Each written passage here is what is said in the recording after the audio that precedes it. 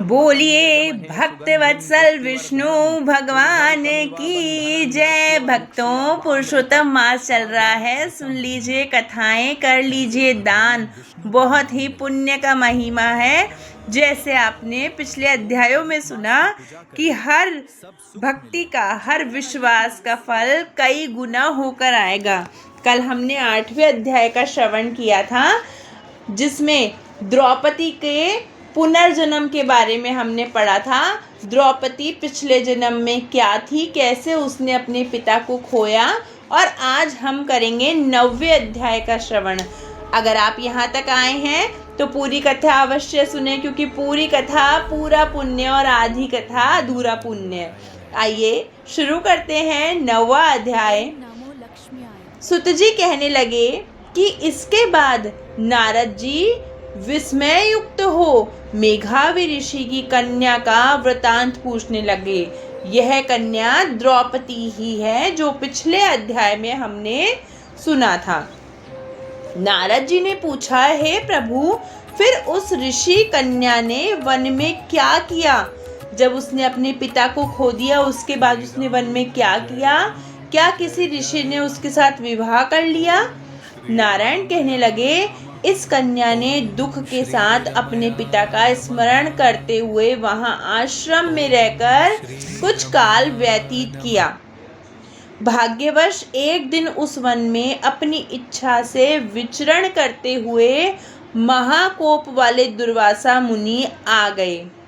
आश्रम में मुनि को आता देखकर शोक सागर में डूबी हुई उस कुमारी ने उठकर धीरज धारण करके मुनि के चरणों में नमस्कार किया।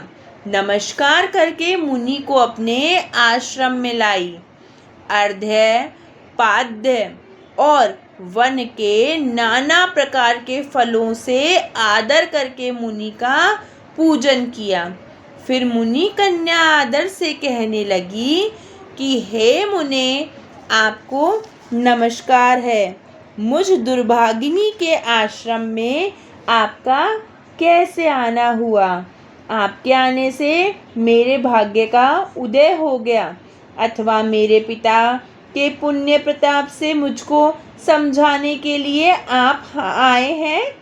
क्या बात है, मुझे बताइए। आप जैसे महात्माओं के तीर्थ रूपी पांवों के रजकर्ण को स्पर्श कर मेरा जीवन सफल हो गया, जो आप जैसे महात्माओं का मुझको दर्शन हुआ। इस प्रकार कहकर यह बाला उनके आगे चुपचाप होकर बैठ गई। तब दुर्वासा मुनि कुछ हंसकर बोले, धन्य है ब्राह्मण पुत्री, तुमने अपने पिता के कुल का उद्धार कर दिया। कन्या बोली, हे मुनि, आपके वचनों को सुनकर मेरा दुख दूर हो गया। हे मुने, आप कृपा करके ऐसा उपाय बतलाइए जिससे मेरा दुख दूर हो। मैं दुख शोक की में अग्नि से जल रही हूँ। इस अग्नि को शीघ्र बुझाइए। मेरे हर्ष उपजाने वाला और कोई दिखाई नहीं देता। मुझको धैर्य देने वाली न तो मेरी माता है, न ही मेरे पिता हैं, और न ही भाई। मैं दुख पीड़ित किस प्रकार जीवन निर्वाह करूं? जिस दिशा को देखती हूँ वहीं अंधकार दिखाई देता है। अतः हे तपोनिधे, मेरे दुख को दूर करने का उपाय जल्दी करिए। ऐसा कहकर वह बाला उनके आगे बैठ गई और चुपचाप उनको देखने लगी। दुर्वासा मुनि उसके उपाय के वास्ते सोचने लगे। श्री नारायण कहने लगे, हे नारद, इस प्रकार मुनि कन्या के वचनों को सुनकर मुनि दुर्वासा विचार कर अत्यंत कृपा करके इस बाला को देखकर कुछ हितकारक वचन बोले। इति सिद्धम। कल हम 10वें अध्याय का श्रवण करेंगे और जानेंगे कि ऋषि ने सुंदरी से क्या कहा। आगे हम वो सुनेंगे गवारिया बाबा की कथा। गवारिया बाबा की कथा आपको बहुत बड़ा संदेश देती है, क्योंकि एक थे गवारिया बाबा जो कि वृंदावन में ही रहते थे। बिहारी जी को अपना यार कहते थे। सिर्फ कहते नहीं थे, मानते भी थे। नियम था, बिहारी जी को नित्य सायं शयन करवाने जाते थे। एक बार शयन आरती करवाने जा रहे थे। बिहारी जी की गली में बढ़िया मोदक बन रहे थे। अच्छी अच्छी खुशबू आ रही थी। 4 मोदक मांग लिए बिहारी जी के लिए। वृंदावन के लोग बिहारी जी के भक्तों का बड़ा आदर करते हैं। उन्होंने मना नहीं किया, एक दोने में बांधकर दे दिए साथ में। बाबा भीतर गए तो बिहारी जी के भोग के पट आ चुके थे। गंवारिया बाबा जी कहने लगे, वहीं बैठकर अपना कंबल बिछाया और उस पर बैठकर अपने मन के भाव में खो गए। वहाँ बिहारी जी की आरती का समय हुआ तो श्री गोसाई जी बड़ा प्रयास कर रहे हैं, लेकिन ठाकुर जी के मंदिर के पट नहीं खुल रहे। बड़े हैरान इधर उधर सब देख रहे हैं। एक संत कोने में बैठे सब दृश्य आरंभ से देख रहे थे। पुजारी जी ने लाचारी से देखा तो संत बोले, उधर गंवारिया बाबा बैठे हैं, उनसे पूछो, वो बता देंगे। गोसाई जी ने बाबा से कहा, रे बाबा, तेरे यार तो दरवाजा ही नहीं खोल रहे हो। बाबा हड़बड़ाकर उठे। रोम रोम पुलकित हो रहा था बाबा ने कहा, जय जय, अब जाओ। और बाबा ने पुजारी से कहा, अब खोलो। पुजारी जी ने जब दरवाजा खोलने का प्रयास किया, हल्का सा छूते ही दरवाज़ा खुल गया। पुजारी जी ने आरती की और बिहारी जी को शयन करवा दिया। लेकिन आज पुजारी जी के मन में यह बात लगी है कि आज मैं प्रयास करके हार गयो, लेकिन दरवाज़ा नहीं खुलो। लेकिन बाबा ने कहा और दरवाज़ा खुल गया। पुजारी जी ग्वारिया बाबा के पास गए और कहा, बाबा, आज तुझे तेरे यार की सौगंध है, साची साची कह दे, आज तेरे यार ने क्या खेल खेलो है।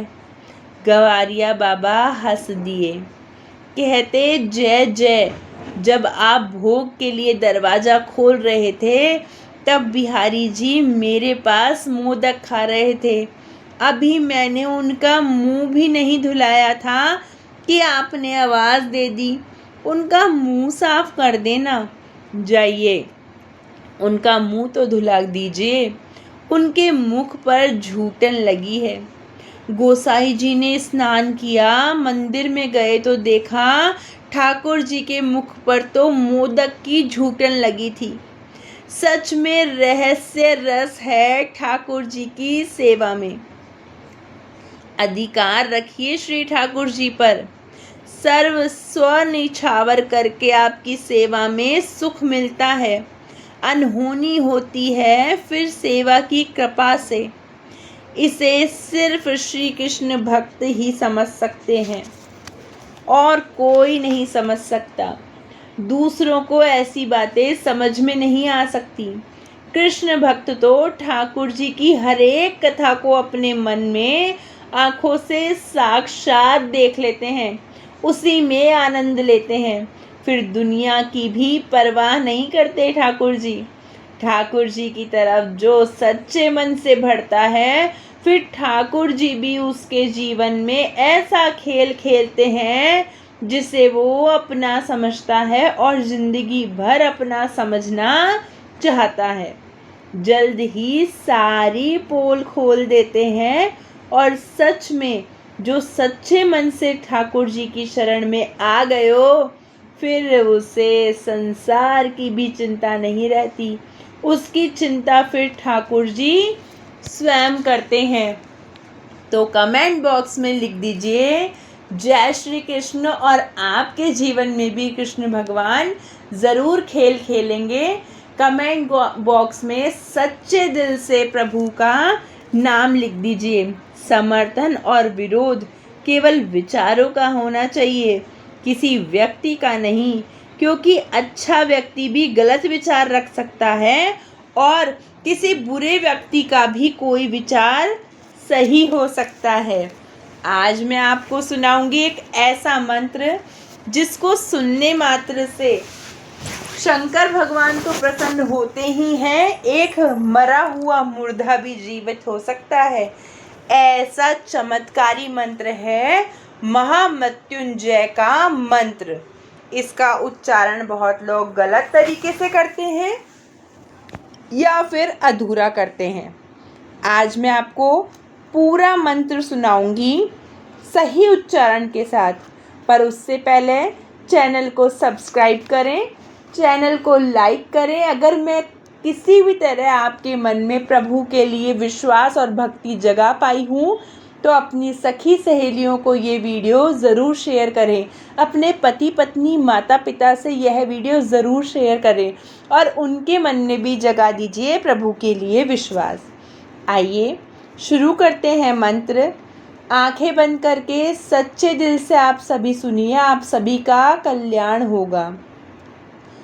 ओम होम जुम सह ओम भूर्भुवः स्वः ओम त्र्यंबकं यजामहे सुगंधिं पुष्टिवर्धनम् उर्वारुकमिव बन्धनान् मृत्योर्मुक्षीयमामृतात्। ओम स्वः ओम भूर्भुवः ओम सः जूम होम ओम।